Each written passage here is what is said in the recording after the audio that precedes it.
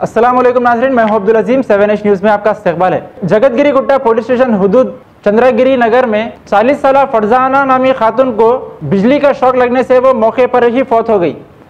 Police ने एक case register करते हुए नाश को पोस्टमार्टम के लिए दवाखाना मुंतकिल कर दिया है। आइए देखते हैं ब्यूरो चीफ रहीम खादरी की ये रिपोर्ट।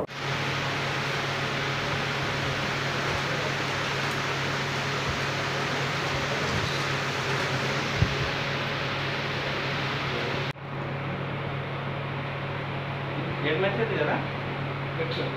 हाँ, पीछे